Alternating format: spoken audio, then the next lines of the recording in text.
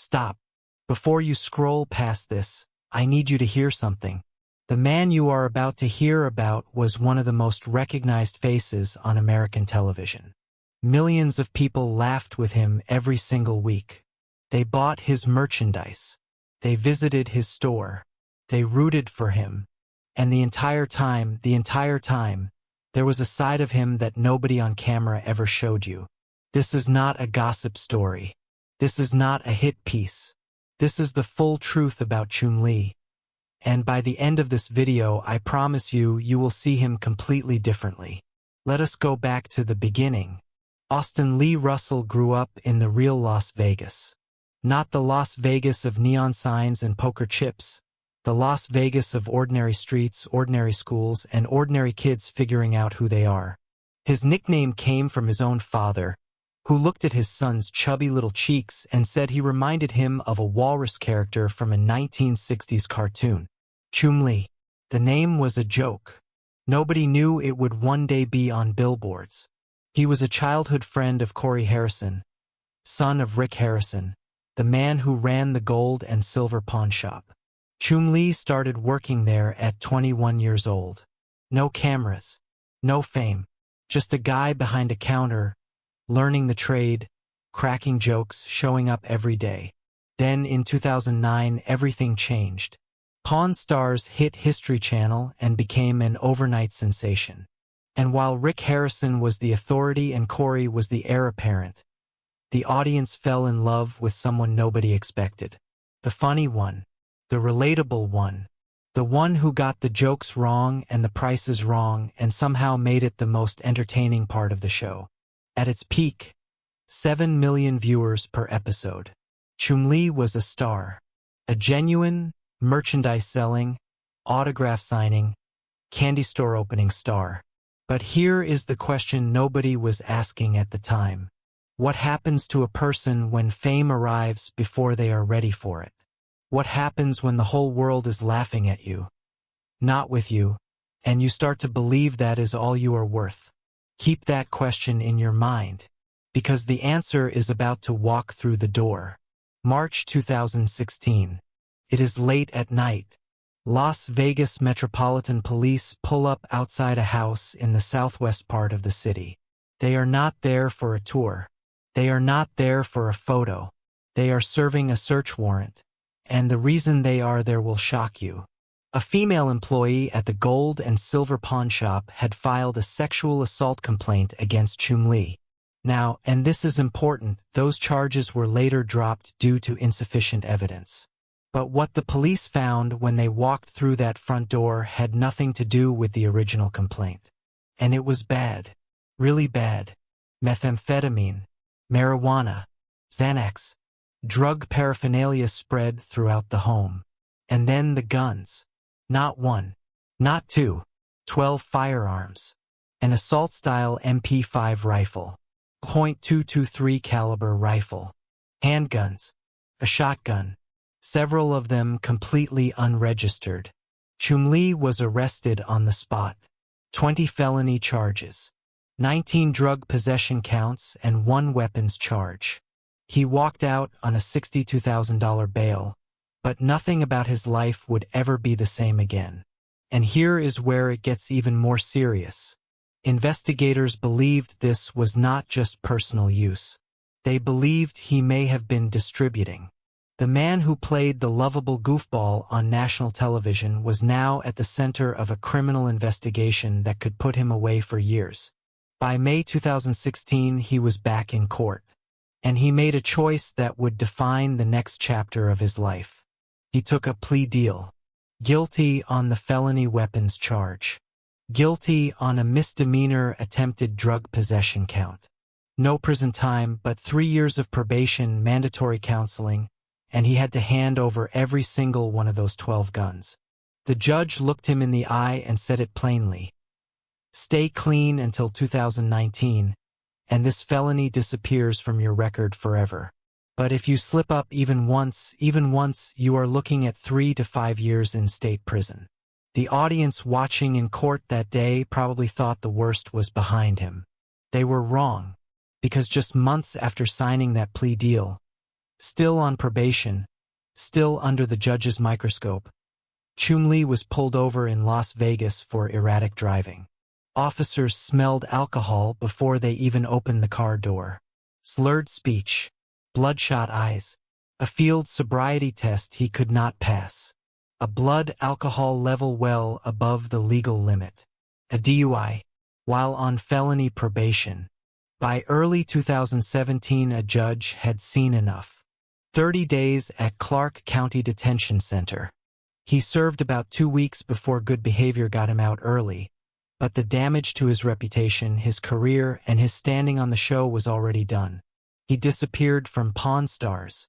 Fans started asking questions. Rumors got darker. And somewhere in Las Vegas, the man the whole world used to laugh with was sitting alone wondering if he had finally gone too far. But what happened next, nobody saw coming. Let me ask you something.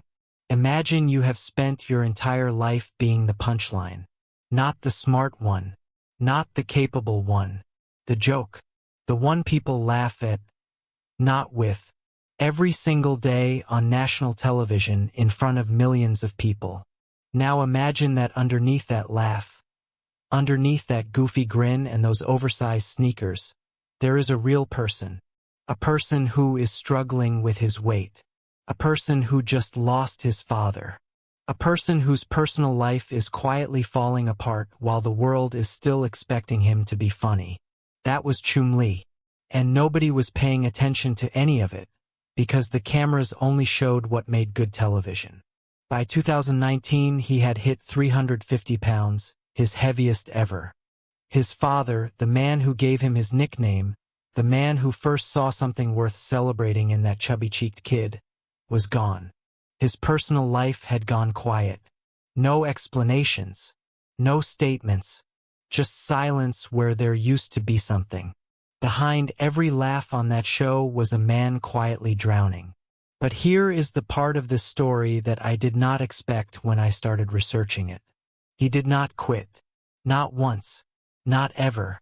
While he was still on probation, still under a judge's orders, still one mistake away from prison, Chumlee opened a business.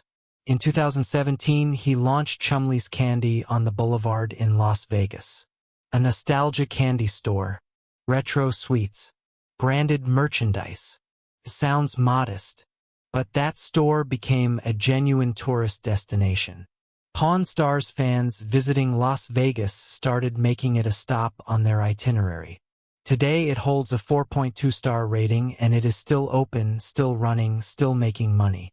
He was building while he was bleeding. Think about that. And then came 2019. The year the judge had circled on the calendar.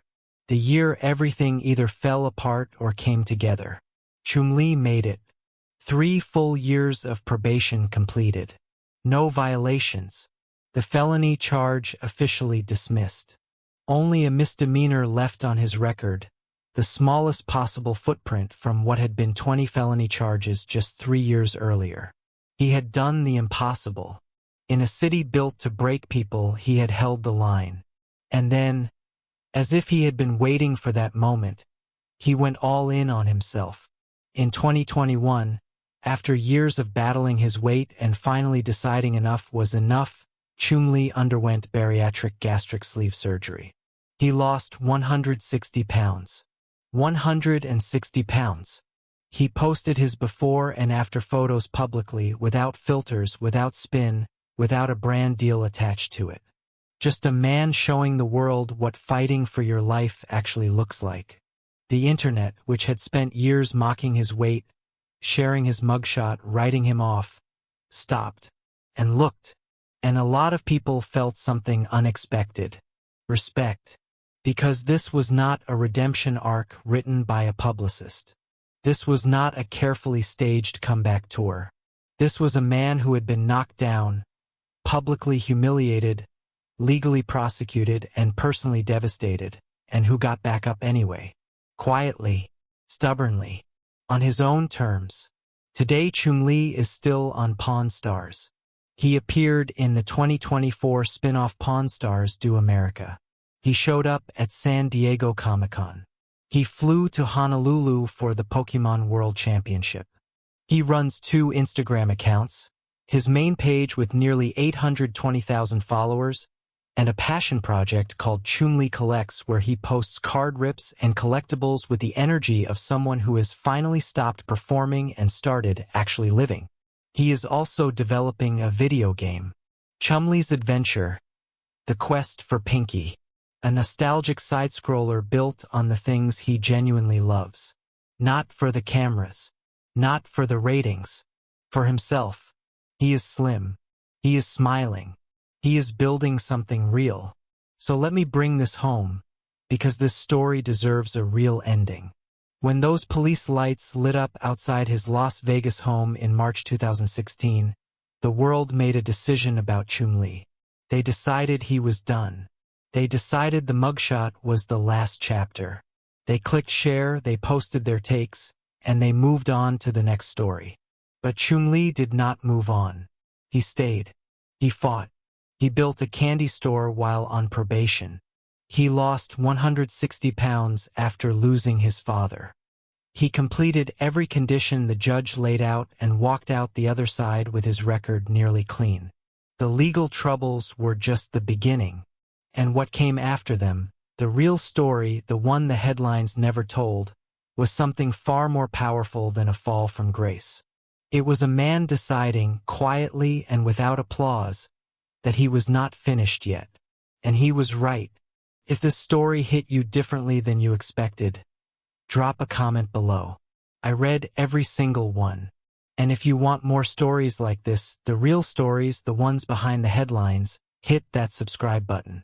Because we are just getting started.